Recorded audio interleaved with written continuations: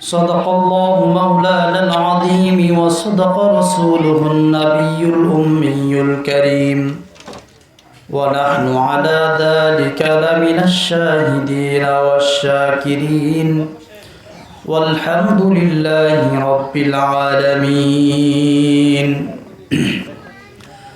اللهم صل على سيدنا مولانا محمد وعلى آله وأصحابه وبارك وسلم يا رب صل وسلم دائما أبدا على حبيبك خير الخلق كلهم بلغ العلا بكماله كشف الدجى بجماله حسنت جميع خصاله صلوا عليه وآله সকলেই মুহাব্বতের সাথে দিল থেকে পড়ি বালাগাল উলা বিকামালিহি কাশাফাত তুজা বিজামালিহি হাসনাত জামিউ খিসালিহি সাল্লু আলাইহি ওয়া আলিহি মুআজ্জাজ মুহতারাম অধ্যকার মদিনাতুল উলুম নুরানিয়া ও হাফিজিয়া মাদ্রাসার উন্নয়ন কল্পে দ্বিতীয় বার্ষিক তাফসিরুল কোরআন মাহফিলের শ্রদ্ধাভাজন সম্মানিত সভাপতি, উপস্থিত বৃদ্ধ বাবারা, যুবক ভাইয়েরা এবং পর্দার অন্তরালে শ্রদ্ধিয়া সম্মানিতা মা ও বোনেরা, আমরা সর্বপ্রথম সেই মহান আল্লাহ পাকের দরবারে কালিমাতুশ শুকর আদায় করি যে আল্লাহ পাক আমাদেরকে অত্যন্ত দয়া করে, মায়া করে, ভালোবেসে আমাদের হায়াতকে দীর্ঘায়িত করে আজকে এই সুন্দর মনোরম পরিবেশে জান্নাতের এই এরিয়ার মাঝে আসার বসার তৌফিক দান করেছেন। সেই আল্লাহ পাকের দরবারে কালিমাতুশ শুকর আদায় করি জোর আওয়াজে সকলে পড়ি আলহামদুলিল্লাহ। সম্মানিত সুধী, বাদ মাগরিব থেকে আপনাদের এই মাদ্রাসার তলবে এলেন শিক্ষার্থীরা তাদের শিক্ষার আলো আপনাদের সামনে প্রকাশ করেছেন। আপনাদের দেওয়া টাকা পয়সার অর্থ শ্রম এর মাধ্যমে প্রতিষ্ঠিত এই মাদ্রাসার সবচাইতে গুরুত্বপূর্ণ যে ফল সেটা হলো ছাত্রছাত্রী শিক্ষার্থী যারা আছে তাদেরকে কোরআন কারীম হাতে দেওয়া এবং হেফজ সম্পূর্ণ করা। আজকে যে সকল বাচ্চারা কোরআন কারীমকে হাতে নিলেন, লিখে রাখেন আমার এই ছোট্ট মুখে বড় কথাটা, যেই সন্তানগুলি আজকে এই মদিনাতুল উলুম মাদ্রাসায় কোরআনে পাক হাতে নিলেন, পৃথিবী উল্টে যেতে পারে, আটলান্টিক মহাসাগরের পানি শূন্য হতে পারে, দিনকে রাতে রূপান্তরিত হতে পারে, কিন্তু এই শিক্ষার্থীগুলো কোনো দিন কোনো শক্তি তাদেরকে ইসলাম থেকে দূরে নাস্তিক্যবাদের ভিতরে রূপান্তরিত করতে পারবে না। এটা হলো কোরআন কারীমের একটা মুআজিজা। সম্মানিত সুধী, যেহেতু আজকে মাহফিলটা মাদ্রাসা কেন্দ্রিক, আমার পরেও খ্যাতিমান হযরত উলামা ইকরামগণ আছেন, এই জন্য আমি আপনাদের সামনে কোরআন কারীমা থেকে তিনখানা আয়াতে কারীমা তিলাওয়াত করেছি। রাসূলুল্লাহ সাল্লাল্লাহু আলাইহি ওয়াসাল্লামের অসংখ্য হাদিস মুবারাকা থেকে দুটি হাদিস আমি পাঠ করেছি। তেলাওয়াতকৃত আয়াতসমূহ এবং পঠিত হাদিস দ্বয়কে সামনে রেখে একটি বিষয় নিয়ে আলোচনা করব, সেটা হলো তওবা ও ইস্তেগফার।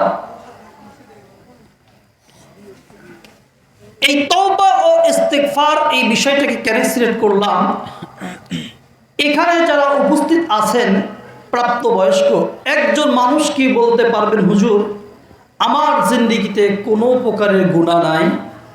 আছেন কেউ? একজন মানুষ নাই যে বুকে হাত দিয়ে বলতে পারবে, হুজুর আমার জীবনে কোনো গুনাহ নাই? কম বেশি সকলেই গুনার ভিতরে গ্রেফতার।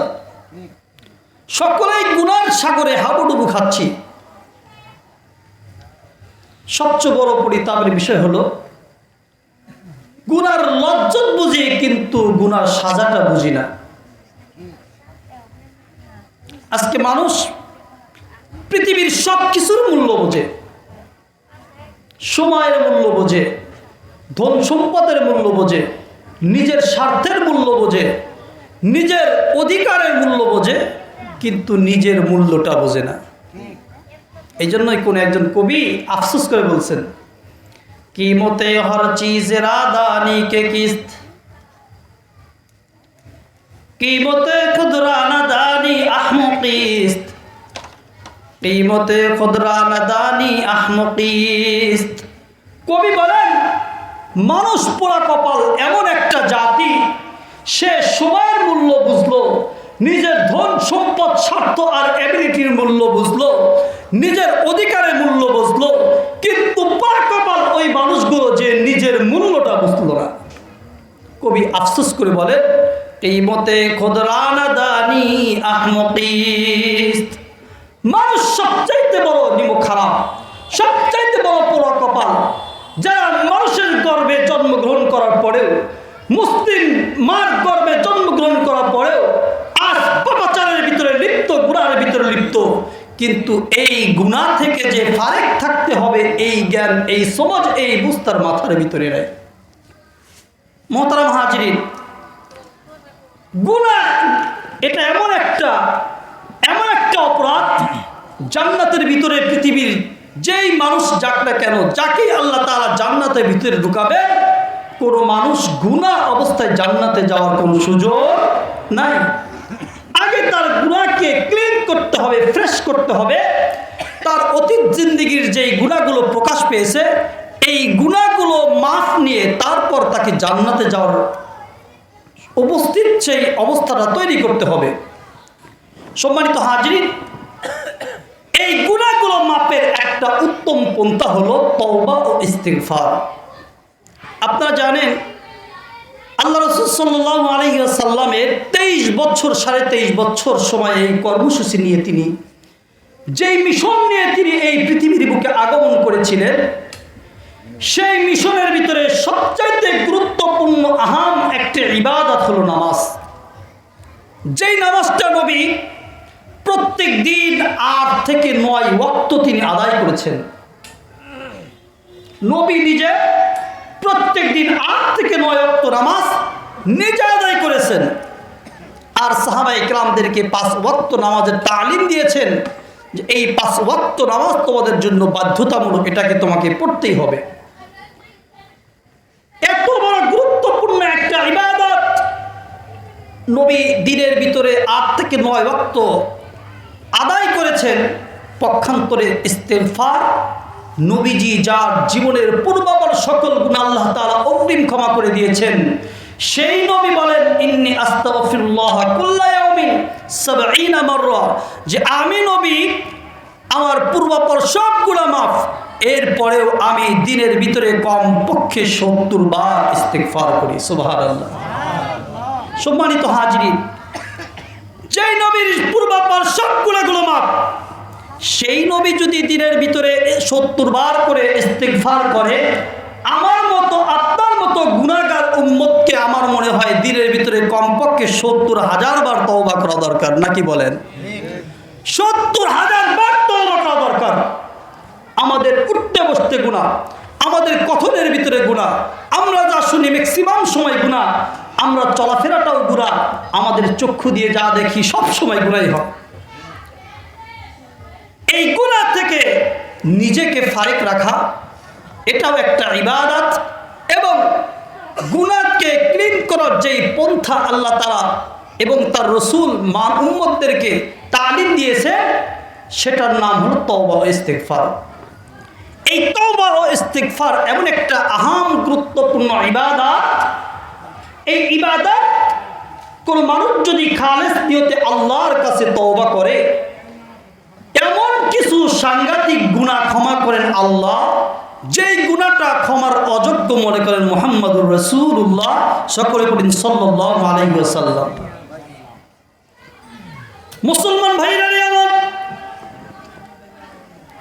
খুব গভীর মনোযোগ দিয়ে কথাগুলি শুনেন। আমি আপনাদের সামনে সূরাতুন নূহ এর ভিতর থেকে 3টা আয়াতে কারিমা আমি তেলাওয়াত করেছি। নূহ পয়গম্বরকে আল্লাহ রাব্বুল আলামিন লম্বা সময় হায়াত দিয়েছিলেন মানুষদেরকে হেদায়েতের পথে আহ্বান করার জন্য। প্রায় 950 বছর পয়গম্বর উম্মতদেরকে হেদায়েতের পথে আহ্বান করেছেন। তিনি কোন কথাগুলি বলে মানুষদেরকে সত্যের পথের দিকে আহ্বান করেছেন সেই কথাটা সূরাতুন নূহের ভিতরে রব্বে কারীম বলেন, ক্বালা রাব্বি ইন্নী দাউতু কওমি লাইলান ওয়া নাহারা। নূহ পয়গম্বর ডাকতে বলেন, ওগো রব্বুল আলামিন, আমি আমার পথ বলা উম্মতদেরকে দিনেও ডাকলাম, রাত্রেও ডাকলাম, দিবানিশি সর্বদাই আমি তাদেরকে হেদায়েতের পথে ডাকলাম। কুল্লামা জাআলু আসাবিআহুম ফি আযানিহিম ওয়াস্তাগশাউ সিয়াবাহুম ওয়া আসররু ওয়াস্তাকবারু ইস্তিকবারা। তাদেরকে আমি আল্লাহর পথে ডাকলাম, হেদায়েতের পথে ডাকলাম, যাতে করে আপনি তাদেরকে ক্ষমা করে দেন। কিন্তু তারা পোড়া কপাল বুঝলো না, তারা আমার থেকে শুধুই ভেগে যাওয়াই তাদের হলো। কানের কুহুরের ভিতরে বন্ধুরা আমার আঙ্গুল প্রদর্শন করলো, কাপড় দ্বারা তার মুখকে আবৃত করলো, এরপর সেখান থেকে পলায়ন করে। এইভাবে চলতে চলতে নূহ পয়গম্বর বলেন, আমি তাদেরকে প্রকাশ্য এবং গোপনীয়ভাবে নানানভাবে তাদেরকে বুঝাইলাম, কিন্তু তারা আমার ডাকে তেমনভাবে সাড়া দিলেন না। এক পর্যায়ে পয়গম্বর বলেন, ফাকুলতু ইস্তাগফিরু রাব্বাকুম ফাকুলতু ইস্তাগফিরু রাব্বাকুম ইন্নাহু কানা গফফারা। নূহ পয়গম্বর ডাক দেন, হে আমার উম্মতেরা, তোমরা যেভাবে মালিকের সাথে নাফরমানি করতেছো, যেভাবে তোমরা আল্লাহর সাথে নাফরমানি করতেছো, আল্লাহর হুকুমকে তোমরা লঙ্ঘন করতেছো, তোমাদের উপরে অচিরেই আল্লাহ পাকের আযাব পতিত হবে। আল্লাহর আযাব থেকে বাঁচার কোনো শক্তি পৃথিবীর কোনো মানুষের, আরো জোরে বলেন, পৃথিবীর কোনো মানুষের শক্তি নাই, কোনো আসবাবের শক্তি নাই। পয়গম্বর নূহ বলেন, আল্লাহর আযাব থেকে যদি বাঁচতে চাও, একটাই পথ, একটাই তোমাদের রাস্তা, সেটা হলো ইন্নী আস্তাগফিরুল্লাহ কুল্লা ইয়াউমিন ইন্নী আস্তাগফিরুল্লাহ ফাকুলতু ইস্তাগফিরু রাব্বাকুম। তোমরা তোমাদের রবের কাছে ইস্তিগফার করো, কারণ হলো ইন্নাহু কানা গফফারা। তোমাদের রব আল্লাহ চূড়ান্ত সাংঘাতিক সিরিয়াস ক্ষমাশীল। তোমরা আল্লাহর কাছে তওবা করো, মালিক সাংঘাতিক সিরিয়াস ক্ষমাশীল। মালিক এমন কিছু গুনাহ করেন যেই গুনাহগুলো রহমাতুল লিল আলামিন ক্ষমার অযোগ্য মনে করেন, সেই গুনাহগুলো ক্ষমা করেন কে? আল্লাহ। আর একটু ধীরে বলেন, আল্লাহ। সেই গুনাহগুলো ক্ষমা করেন রব্বুল আলামিন, যেই গুনাহ ক্ষমার অযোগ্য মনে করেন রহমাতুল লিল আলামিন। মুসলমান ভাইরা আমার, ফকি আবুল আইস সমনকন্দি রহমাতুল্লাহি আলাইহি তিনি তার খুতবাতের ভিতরে একটি হাদিস এনেছেন। বিশ্ব নবীর জামানায় হযরতে ফারুক আযম রাদিয়াল্লাহু তাআলা আনহু মদিনার রাস্তা ধরে বন্ধুরা আমার কোথাও যাচ্ছিলেন। যাইতে যাইতে প্রতিমধ্যে দেখেন একজন টাটকা নওজোয়ান যুবক সাহাবী বসে বসে কান্না করতেছেন। ফারুক আযম তার কাছে গিয়া বলেন, মা ইউবকিকা ইয়া শাব, হে যুবক, তুমি কি জন্যই বা এইভাবে কান্না করতেছো? মুসলমান খুব ভালো করে মনে রাখবেন, যুবক সাহাবী যখন ফারুক আযমের কথা শুনলেন, তখন তার কান্নার স্পিডটা আরো বাড়িয়ে দিলেন। ফারুক আযম ডাকতে বলে, যুবক, কোন কারণেই বা তুমি এইভাবে কান্না করতেছো? তোমার কান্নার কারণটা বলো। যুবক সাহাবী ডাকতে বলে, ভাই ওমর, আমার দ্বারা এমন কিছু গুনাহ প্রকাশ পেয়েছে, সেই গুনাহ মনে হয় আল্লাহ পাক কোনোদিন ক্ষমা করবেন না। যুবকের কান্নার অবস্থা এমন ছিল, ফারুক আযমের মতো সঙ্গে দিলের অধিকারী সাহাবী বন্ধুরা আমার চোখ দিয়ে জর্জর করে পানি ঝরিয়ে দিয়েছেন। যেই সাহাবীর ব্যাপারে পয়গম্বর বন্ধুরা আমার 1400 বছর আগেই ঘোষণা দিয়েছেন, আসাদুহুম ফি আমরিল্লাহি উমর। আমার উম্মতের ভিতরে সবচাইতে সঙ্গে দিল, কঠোর দিলের অধিকারী হযরত ওমর। সেই ওমর সাধারণ একজন সাহাবীর কান্নার অবস্থা দেখে সেও কান্না শুরু করে দিয়েছেন। যুবকরে ডাক দিল, যুবক, তোমার এমন কি অপরাধ, সেই অপরাধের কারণে তুমি এইভাবে বসে বসে মদিনার রাস্তার ধারে কান্না করতেছো? যুবক তখন ডাকতে বলে, ভাই ওমর, তুমি যে সত্যিকার আমার ব্যথায় ব্যথিত হও, তাহলে তুমি আমাকে রহমাতুল লিল আলামিনের দরবার নিয়ে যাও, আল্লাহর পয়গম্বরের দরবার নিয়ে যাও। পয়গম্বর যদি আমার জন্য আল্লাহর কাছে গুনাহ মাফের সুপারিশ করে, তাহলে আল্লাহ পাক হয়তো আমার গুনাহকে ক্ষমা করতে পারেন। অবস্থা এমন ছিল, পয়গম্বরের সাহাবী হযরত ফারুক আযম রাদিয়াল্লাহু তাআলা আনহু যুবককে নিয়ে, বন্ধু আমার হাঁটিয়ে হাঁটিয়ে পা পা করে পয়গম্বরের দরবারের কাছে গেলেন আর ডাক বললেন, মাহলান ইনতাজির সা, হে বন্ধু, একটু সময় অপেক্ষা করো, আমি ভিতর থেকে দেখে আসি এই সিচুয়েশনে তোমাকে পয়গম্বরের সাথে সাক্ষাৎ করার কোনো সুযোগ আছে না নাই। এত বড় একজন সাহাবী, পয়গম্বরের শ্বশুর, যার ব্যাপারে নবী বলেন, লাউকানা বাদি নবী আল্লাহ কানা উমর, আল্লাহ যদি আমার পরে কাউকে নবী হিসাবে এই দুনিয়ার বুকে কাউকে প্রেরণ করতেন, তাহলে এই নবুয়তের দায়িত্ব পাইতেন আমার শ্বশুর মেয়ে হযরত ওমর। সে ওমর বলেন, যুবক একটু দেরি করো, আমি একটু পয়গম্বরের অবস্থাটা দেখে আসি, পর্যবেক্ষণ করে আসি, এই মুহূর্তে তোমাকে পয়গম্বরের সাথে সাক্ষাৎ করার মতো সিচুয়েশন আছে কিনা আমি আগে দেখে আসি, তারপরে তোমাকে নিয়ে যাব। কেন? কারণ হলো পয়গম্বর যদিও পয়গম্বর, তারপরেও তো তিনি মানুষ, আর মানুষের সবসময় এক অবস্থা থাকে না।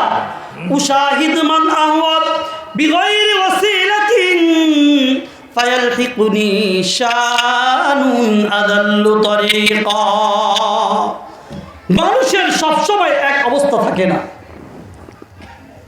মুসলমান ভাইরা আমার, ফারুক আযম পয়গম্বরের সাথে সাক্ষাৎ করে আসলেন। সাক্ষাৎ করে বন্ধুর আমার ব্যাক করলেন। যুবক সাহাবীকে ডাক বলেন, ভাই তোমার জন্য পারমিশন পয়গম্বর দিয়েছেন, পয়গম্বর অনুমতি দিয়েছেন, এই মুহূর্তে পয়গম্বরের দরবারে তুমি চলো। যুবককে নিয়ে ফারুক আযম বন্ধুর আমার পয়গম্বরের দরবারে চলে গেলেন। পয়গম্বর ডাক দিলেন, ওমর, তুমি এইভাবে কি জন্যই বা কান্না করো, তোমার কান্নার কারণটা কি? ফারুক আযম ডাক দিলেন, পয়গম্বর, এই নওজোয়ান টাটকা যুবক সাহাবী রাস্তার ধারে বসে কান্না করতেছেন, তার কান্নার অবস্থা দেখে আমার চোখ দিয়ে অশ্রু প্রবাহিত হয়েছে। হে সাহাবী, তোমার কান্নার কারণটা কি? ফারুক আযম বলেন, ওগো পয়গম্বর, তিনি নাকি এমন মারাত্মক সিরিয়াস গুনাহ করেছে, যেই গুনাহ নাকি আল্লাহ পাক পর্যন্ত ক্ষমা করবেন না, সেই ভয়ে তিনি বসে বসে কান্না করতেছেন। আল্লাহর পয়গম্বর ডাক দিলেন, মা ইবকিকা ইয়া শাব, হে আমার সাহাবী, এইভাবে তুমি কেনই বা কান্না করো? পয়গম্বরের কথা শোনার পর বন্ধুরা আমার, যুবক সাহাবী আবার কান্নার স্পিডটা বাড়িয়ে দিয়েছেন, বুক ফাড়া কান্না শুরু করে দিয়েছেন। পয়গম্বর ডাকতে বলে, সাহাবী রে, তুমি এমন কি মারাত্মক অপরাধ করেছো? তোমার অপরাধ কি আল্লাহ পাকের কুল কায়নাতের চাইতেও বড়? যুবক সাহাবী তখন উত্তর দেন, পয়গম্বর, আমার দ্বারা যেই গুনাহ প্রকাশ পেয়েছে, আমার মনে হয় কুল কায়নাত সকল সৃষ্টি জীবের চাইতে আমার গুনাহটা অনেক বড়। পয়গম্বর ডাক দিলেন, আমার সাহাবী, তোমার গুনাহ কি আল্লাহ পাকের আরশে আজিমের চাইতেও বড়? সাহাবী চোখ দিয়ে বন্ধুর আমার অশ্রু প্রবাহিত করে দিয়েছেন। উত্তর দেন, পয়গম্বর, আমার যে গুনাহ প্রকাশ হয়েছে, আমার মনে হয় আমার গুনাহ আল্লাহ পাকের আরশে আজিমের চাইতেও বড়। পয়গম্বর ডাকতেন, আমার সাহাবী, তোমার গুনাহ কি আল্লাহ পাকের দয়ার চাইতেও বড়? যুবক সাহাবী বন্ধুর আমার বুক ফাটা কান্না নিয়ে উত্তর দেন, পয়গম্বর, আমার গুনাহ মনে হয় আল্লাহ পাকের দয়ার চাইতেও বড়। পয়গম্বর তখন ডাকতেন, আমার সাহাবী, তুমি কি এই মুহূর্তে মানুষ হত্যা করেছো নাকি? তুমি মানুষ কি হত্যা করেছো? হাল কতালতা নাফসান, তুমি কি কাউকে হত্যা করেছো? সম্মানিত হাজিরিন, তাহলে মানুষকে হত্যা করা আসমান জমিন কুল কায়নাত আরশে আজিম আল্লাহ পাকের দয়ার চাইতেও মারাত্মক কবিরা গুনাহ।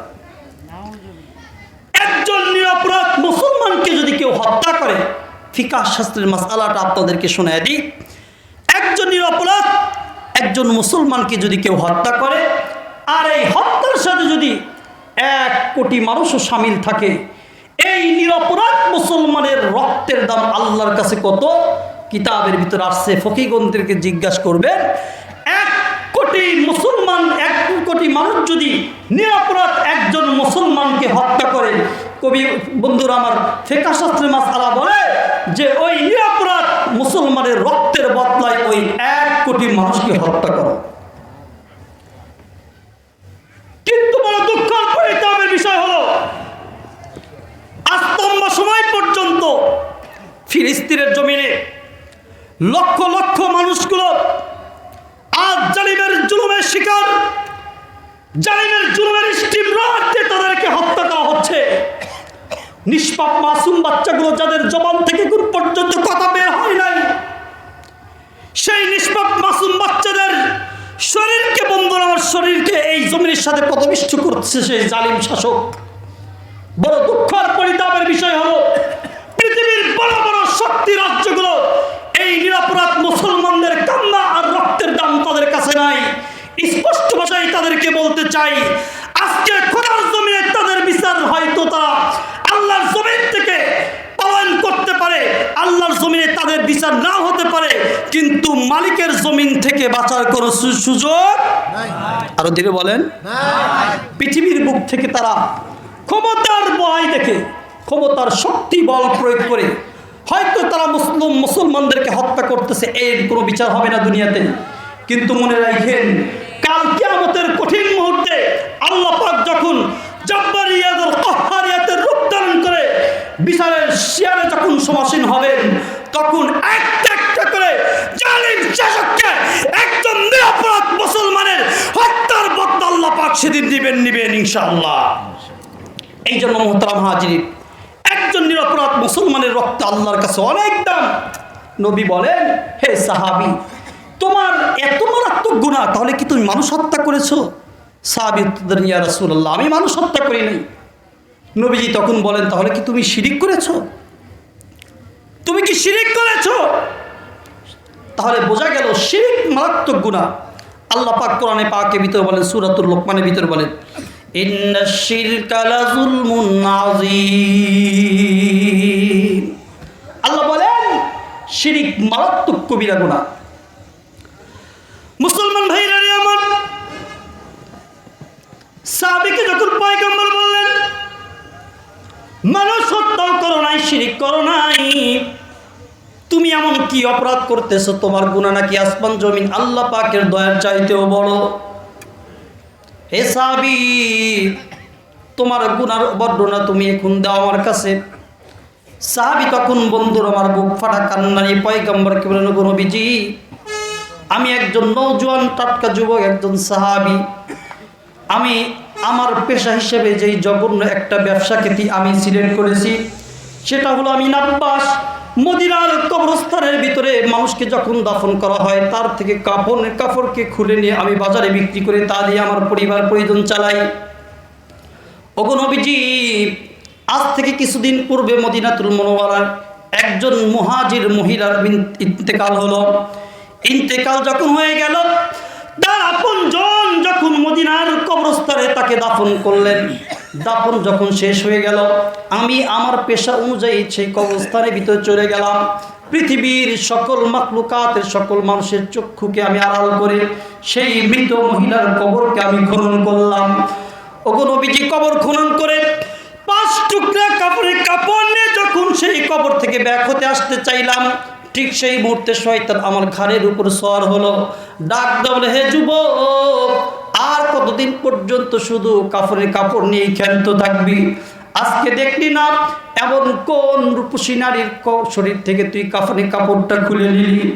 যুবক রে, এই কবরস্থানের ভিতরে কোনো মানুষের দৃষ্টি নাই, কোনো মানুষ নাই, কোনো মাখলুকাত দেখতেছিস না। তুই এখন কি অবস্থায় আছিস, কোন কাজ করতেছিস? তুই যদি ইচ্ছা করিস তাহলে এই মৃত নারীর সাথে তুই জেনাটা কমপ্লিট করতে পারিস, তোর দিলের খিরাক্ষরটাও তুই আদায় করতে পারিস। নাউজুবিল্লাহ বলেন। যুবক সাহাবীকে যখন শয়তান বন্ধু আমার বারবার প্ররোচনা দিতে শুরু করলেন, এক বন্ধুরা আমার যুবক সাহাবী সেই মহিলার সাথে বন্ধুরা আমার জিনাটা কমপ্লিট করে ফেললো। জিনা যখন কমপ্লিট হয়ে গেল, জিনা করে যখন সে সেই কাফনের কাপড় নিয়ে আসতে চাইলো, ঠিক ওই সময় মনে হলো তাকে কবর থেকে মৃত মহিলাটা ডাক দিয়ে বলে, যুবক তুই এটা কি করলি? হাজার হাজার মুর্দা মুসলমানের সামনে তুই আমাকে নাফাকি অবস্থায় করলি। কাল কিয়ামতের কঠিন ময়দানে আল্লাহ পাকের সামনে তুই আমাকে অপবিত্র অবস্থায় দাঁড় করাইলি। যুবক, আমার জীবদ্দশায় কোনোদিন কোন পুরুষকে আমার চেহারা প্রদর্শন করি নাই। আজকে তুই সামান্য 5 টুকরা কাপড়ের জন্য তুই আমাকে উলঙ্গ করলি, মাইয়াতদের সামনে তুই আমাকে জিনা করলি। কাল মাহশরে আল্লাহ পাকের সামনে তুই আমাকে নাপাক অবস্থায় দাঁড় করানোর ব্যবস্থা করে দিলি। ওগো নবীজি, এই আওয়াজটা শোনার পর 5 টুকরা কাফনের কাপড়কে আমি কবরের ভিতরে নিক্ষেপ করে দিলাম। 5 টুকরা কাফনকে সেখানে রেখে যে এই যে চলে আসছি, মদিনার ধারে বসে বসে কান্না করতেছি। আমার এমন অপকর্মের গুনাহ আল্লাহ পাক ক্ষমা করবেন কিনা জানি না। ওগো পয়গম্বর, আমার যে গুনার অবস্থা, আপনি একটু আমার জন্য আল্লাহর কাছে সুপারিশ করেন, যাতে করে আমার আল্লাহ আমার গুনাহটা মাফ করে দেন। নবীজি সাহাবীর গুনাহ অবস্থা শুনে ডাকতে বলেন, সাহাবী, তোমার যে গুনার অবস্থা, মনে হয় তোমার গুনাহ আল্লাহ পাক ক্ষমা করবেন না। পয়গম্বর যখন এই কথা বললেন, তোমার গুনাহ আল্লাহ পাক ক্ষমা করবেন না, যুবক সাহাবী সেখান থেকে বন্ধুরা আমার দৌড় দিয়ে সেখান থেকে পলায়ন করলেন। একদম মদিনার সবচেয়ে উঁচু পাহাড়ে চলে গেলেন। কেন? কারণ তিনি জানেন পয়গম্বরগণ মুস্তাজাবুদ দাওয়াত। পয়গম্বরগণ যদি কারো ক্ষেত্রে নেক দোয়া করেন সেটাও যেমন কবুল হয়, কারো ক্ষেত্রে যদি বদদোয়া করেন সেটাও আল্লাহ পাক কবুল করিয়া নেন। তিনি যদিও জেনাকার, তারপর সেই নুরানি সদস্য, সেই নুরানি কাফেলার সদস্য, যাদের ব্যাপারে আল্লাহ পাক বলেন, ওয়াস-সাবিকুনাল আউয়ালুনা মিনাল মুহাজিরিন ওয়াল আনসার ওয়াল্লাযীনা ইত্তাবাউহুম বিইহসান রাদিয়াল্লাহু আনহুম ওয়া রাদু আন ওয়া আ'আদ্দা লাহুম জান্নাতিন তাজরি তাহতাল আনহার। আল্লাহু আকবার বলেন। সাহাবী যদিও গুনাহগার, কিন্তু তো তিনি সেই নুরানি কাফেলার সদস্য। তিনি ডাকদা বলেন, আমি যদি পয়গম্বরের দরবারে থাকি, তাহলে পয়গম্বর যদি আমার হকে কোনো বদদোয়া দেন, তাহলে আল্লাহ পাক সেটা কবুল করে নেবেন। এই জন্য তিনি সেখান থেকে মদিনার সবচাইতে উঁচু পাহাড়ে চলে গেলেন। পাহাড়ের চূড়ায় গিয়া আল্লাহ পাকের দরবারে তিনি কান্নায় ভেঙে পড়লেন। 40 দিন পর্যন্ত শুধু কান্নার কান্না। ডাকতে বলে, গো রব্বুল আলামিন, মদিনার ভিতরে সবচাইতে উঁচু পাহাড়ের ভিতরে চলে আসছি গো আল্লাহ, আমি তো তোমার একদম কাছে চলে আসছি, এর চেয়ে উপরে আসার তো আমার আর কোনো জায়গা নাই। ওগো রব্বুল আলামিন, তোমার বন্ধুর দরবারে গিয়েছিলাম, তিনি বলেছেন আমার গুনাহ ক্ষমার অযোগ্য। আল্লাহ গো, আমি ছাড়া তোমার লক্ষ লক্ষ বান্দা আছে, কিন্তু তুমি ছাড়া তো আমার কোনো রব নাই, কোনো খোদা নাই। যুবক সাহাবী কান্না করতেছেন। 40 দিন পর্যন্ত বন্ধু আমার শুধু চোখ দিয়ে অশ্রু ঝরাইতেছেন, চোখ দিয়ে অশ্রু শেষ হয়ে গেছে, বন্ধু আমার টাটকা রক্ত ঝরা শুরু হয়ে গেছে। 40 দিন যখন অতিক্রম করছে, আল্লাহ পাক জিবরিল আমিনকে পয়গম্বরের কাছে পাঠাইছেন। পয়গম্বরকে সালাম দিলেন। সালামের পর ডাক দেন, নবীজি, আল্লাহ পাক আমাকে 3টা প্রশ্ন করার জন্য আদেশ দিয়েছেন। পয়গম্বর বলেন, জিবরিল বলো তোমার কি প্রশ্ন? জিবরিল আমিন ডাক দেন, পয়গম্বর, আল্লাহ পাক জানতে চেয়েছেন এই কুল কায়নাতের স্রষ্টা আপনি নাকি আল্লাহ? ও মুসলমান, বলুন তো দেখি আমাদের স্রষ্টাকে? আল্লাহ। আরো ধীরে বলেন, আল্লাহ। নবীজি উত্তর দেন, জিবরিল, কুল কায়নাতের স্রষ্টা আল্লাহ, আমি মুহাম্মদের স্রষ্টা আমার আল্লাহ। জিবরিল আমিন 2 নম্বর প্রশ্ন করলেন, নবীজি, আল্লাহ পাক জানতে চেয়েছেন এই কুল কায়নাতের সকল মাখলুকাতের রিজিক কে দেন, আপনি নাকি আল্লাহ দেন? ও মুসলমান, আমাদের রিজিকের মালিক কে? আল্লাহ। আরো জোরে বলেন, আল্লাহ। পয়গম্বর ডাকতেন, জিবরাইল, কুল কায়নাতের সকল মাখলুকাতের রিজিক দেন আল্লাহ, আমি পয়গম্বরের রিজিক দেন আমার আল্লাহ। জিবরিল আমিন তখন 3 নম্বর প্রশ্ন করলেন, ওগো নবীজি, আল্লাহ পাক জানতে চেয়েছেন এই কুল কায়নাতের সকল মাখলুকাতের ভিতর যদি কেউ গুনাহ করে, অপরাধ করে, এই গুনাহগুলো ক্ষমার মালিককে আপনি নাকি আল্লাহ? আমাদের ক্ষমাকারীকে আরো জোরে বলেন। আমাদের ক্ষমাকারী আল্লাহ। পয়গম্বর ডাকতে বলেন, জিবরিল, কুল কায়নাতের সকল মাখলুকাতের গুনাহ ক্ষমা করেন আল্লাহ, আমার গুনাহ তো ক্ষমা করে দিয়েছেন আমার আল্লাহ। জিবরিল আমিন তখন ডাকতে বলেন, ওগো নবীজি, আজ থেকে ৪৫ দিন পূর্বে আপনার একজন সাহাবী আপনার দরবারে আসছিলেন, তার দিলে বড় তামান্না তার গুনার জন্য আপনি আল্লাহর কাছে সুপারিশ করবেন যাতে করে আল্লাহ মাফ করে দেন। ওগো পয়গম্বর, আল্লাহ পাক জানতে চেয়েছেন আপনি কি তার কোনো খোঁজ খবর নিয়েছেন? বলে, না না, আমি তো তার কোনো খোঁজ খবর নেই নাই। পয়গম্বরকে জিবরিল আমিন তখন ডাক দেয়, বলে, ওগো নবীজি, আপনার সেই সাহাবী আপনার দরবার ছেড়ে যে চলে গেছে, মদিনার সবচাইতে উঁচু পাহাড়ের ভিতরে চূড়ায় গিয়া আল্লাহর চরণে এমন সিজদা লাগাইছে, চোখের পানি ঝরাইতে ঝরাইতে চোখে পানি শেষ হয়ে গেছে, টাটকা রক্ত ঝরা শুরু হয়ে গেছে। এই সাহাবী দুনিয়ার কোনো খাবার খায় নাই, শুধুমাত্র গাছের লতা পাতা খেয়ে সে বেঁচে আছে। ওগো নবীজি, আপনার সাহাবীর শরীরটা একদম জীর্ণ শীর্ণ হয়ে গেছে, সুসংবাদ আপনি তাকে শোনাইয়া দেন। রব্বে কারীম আল্লাহ তার তওবা আর ইস্তিগফারকে এমন ভাবে কবুল করেছেন, শুধু তার এই গুনাহ না, তার অতীত জিন্দেগির সব গুনাহ আল্লাহ পাক মাফ করে দিয়েছে। মুসলমান ভাইরা আমার, এই জন্য যেই কথাটা বলতেছিলাম, কোন মানুষ যদি এমন সিরিয়াস সাংঘাতিক গুনাহ করে, সেই গুনাহ ক্ষমা করেন আল্লাহ, যেটা নবী পর্যন্ত ক্ষমার অযোগ্য মনে করেন। এই জন্য পয়গম্বর বলেন, ইন্নী আস্তাগফিরুল্লাহ কুল্লা ইয়াউমিন ৭০ মাররা, আমি পয়গম্বর যার পূর্বাপর সকল গুনাহ আল্লাহ মাফ করে দিয়েছেন, সেই পয়গম্বর দিনের ভিতরে ৭০ বার করে তওবা করি, ইস্তিগফার করি। আল্লাহ পাক আমাদের সকলের তামাম জিন্দেগির সব গুনাহগুলো মাফ করে কামিল মুমিন হওয়ার তৌফিক দান করুন, বলুন আমিন। সম্মানিত হাজিরিন, তওবা আর ইস্তিগফার দুইটার দুই অর্থ। তওবা অর্থ ঘুরে আসা, আর ইস্তিগফার এর অর্থ হলো আল্লাহর কাছে ক্ষমা চাওয়া। তওবা অর্থ ঘুরে আসা, আর ইস্তিগফার এর অর্থ ক্ষমা চাওয়া। এখন ক্ষমা চাওয়ার পদ্ধতি যদি আমরা এই তসবিহ টিপি, আস্তাগফিরুল্লাহ আস্তাগফিরুল্লাহ আস্তাগফিরুল্লাহ, জবান দ্বারা আল্লাহর কাছে ক্ষমা চাচ্ছি আর দিল দ্বারা গুনার দিকে ধাবিত হচ্ছি, বলুন তো দেখি এই ইস্তিগফার কি আমার জিন্দেগির গুনাহ মাফ করাইতে পারবে? আর জোরে বলেন। দিল থেকে তওবা করতে হবে এবং সেই অপকর্মের প্রতি তাকে লজ্জিত হতে হবে।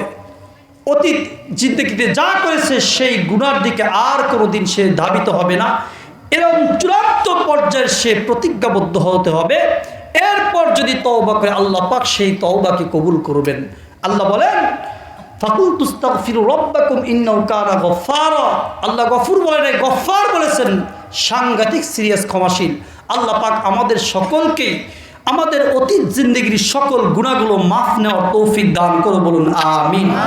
যত ধরনের গুনাহ আমাদের দ্বারা প্রকাশ পেয়েছে, সকল গুনাহগুলো গফুর যুনুব তিনি যেন মাফ করে দেন, বলুন আমিন। আমি আমার এই আলোচনা এখানে শেষ করে দিচ্ছি। ওয়া আখিরু দাওয়ানা আনিল হামদুলিল্লাহি রাব্বিল আলামিন।